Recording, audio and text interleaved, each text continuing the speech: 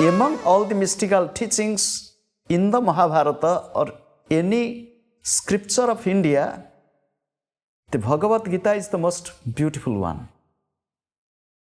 This book, the Gita, it is from this Parva, Bhishma Parva. We discussed the Mahabharata is divided into 18 books. From the 18 books, we have discussed the glimpse or the gist of few books.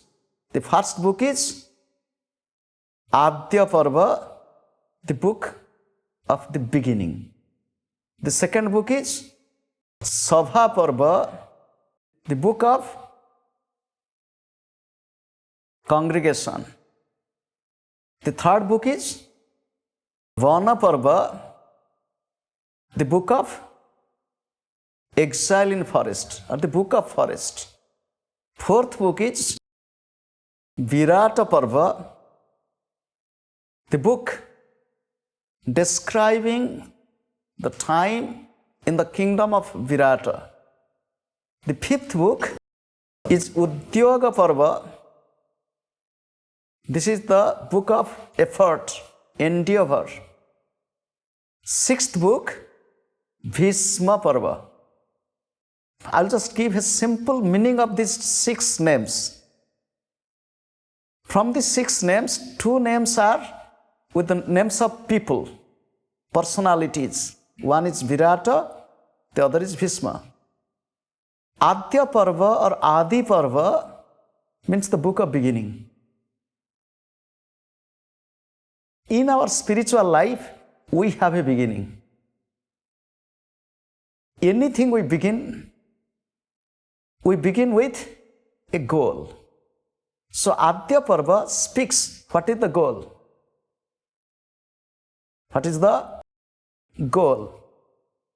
I told you in Adya Parva, the 2 verses describing the 2 trees.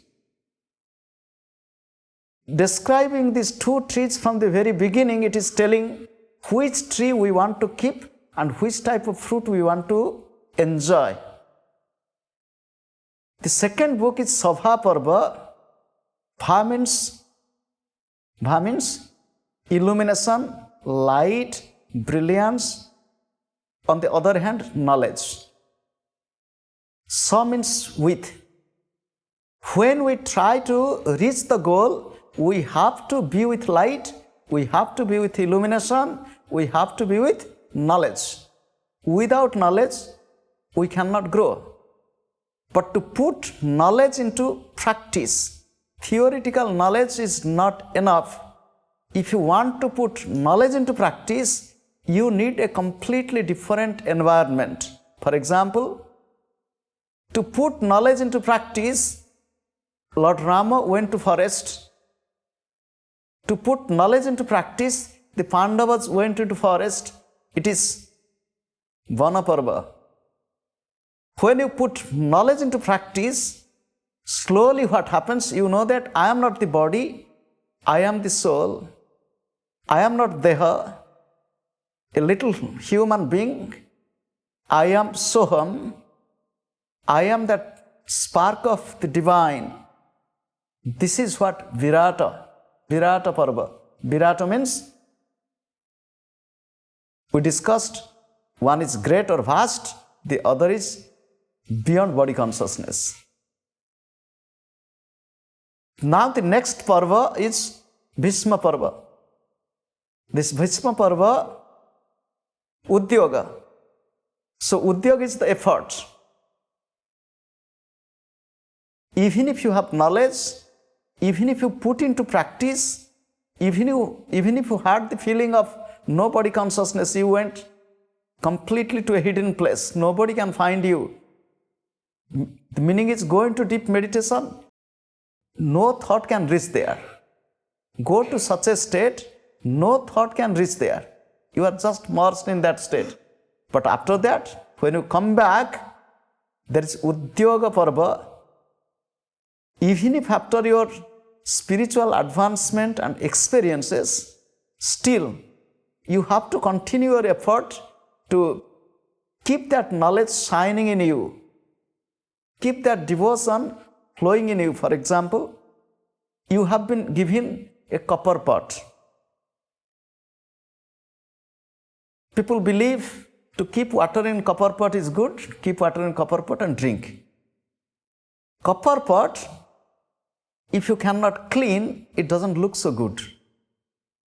When you clean it, it is really bright color comes out. But this color doesn't remain longer. Again, it loses its shining nature. So again, you have to clean it. Usually, those who use metal pot, they clean it every day, and if you clean it every day, it is shining. The singers, those who are professional singers, every morning they sit down and they do their all these practices. Saregama. They do practice every morning. If that is possible in the evening, practice. That is what Udyoga, effort every day. Sometimes what happens, people after some attainment or some advancement, they think it is all with me. It is a state of ego. We should not think like that. It needs to be maintained. We discussed the other day, it is very easy to be rich, but very difficult to maintain richness. It is very easy to be realized, but it is difficult to maintain the state of realization. It is very easy to know, be humble, but it is very difficult to be humble continuously. So it is very easy to know, but it is very difficult to live with knowledge. So that is what Udyoga Parva is. Now come to Bhishma Parva, the battle. You saw life is a battle.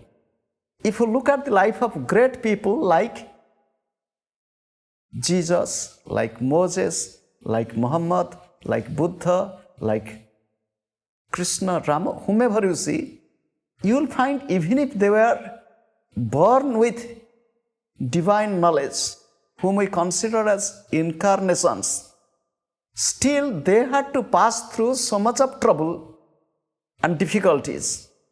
And what to think of you, me, and anybody?